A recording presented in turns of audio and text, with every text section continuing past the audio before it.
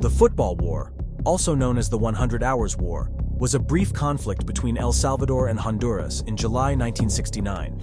Despite its name, the war was not actually about football or soccer. Instead, the football matches between the two nations served as a catalyst for deeper socio-economic tensions. The root causes of the war stemmed from issues like land reform, immigration, and demographic pressures.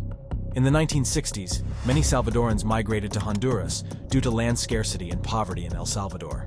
This migration led to resentment among Hondurans. Tensions escalated when the Honduran government initiated land reforms that adversely affected the Salvadoran immigrants. Many Salvadorans were expelled from their homes and land, leading to a humanitarian crisis at the border. The animosity between the two countries reached a fever pitch during the 1970 FIFA World Cup qualifiers. The intense football matches in June 1969 were marked by violence and hostility, both on and off the pitch, further inflaming nationalistic fervor.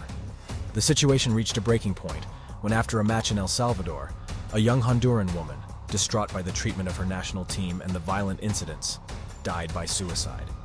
Her death was widely publicized and further inflamed tensions. On July 14, 1969, the Salvadoran military launched an offensive against Honduras. The war began just 2 weeks after the last football match, leading to its popular but misleading nickname, the Football War. The Salvadoran army made significant initial advances due to their air superiority. However, they faced stiff resistance from the Honduran army, particularly in the northern regions. The conflict drew concern from the international community. The Organization of American States, OAS, intervened to cease hostilities, but the fighting continued for several days.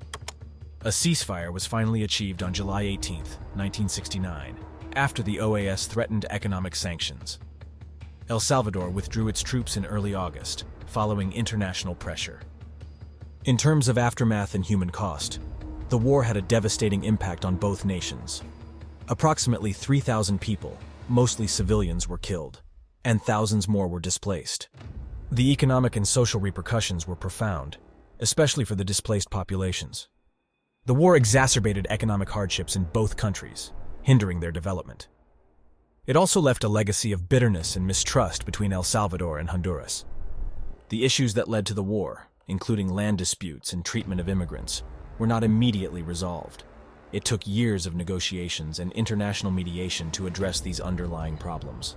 The football war is often cited as an example of how sports can reflect and intensify nationalistic and political tensions.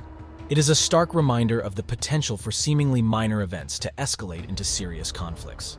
This war had significant implications for national identity in both countries. It forced a re-evaluation of national policies towards immigration and treatment of minorities. In retrospect, the football war between El Salvador and Honduras was a tragic consequence of underlying social and economic issues, amplified by the fervor of national pride and sports. It remains a poignant example in the study of international relations and conflict resolution. Please like and subscribe if you learned something. It only takes a second and means the world to us. Thanks for watching.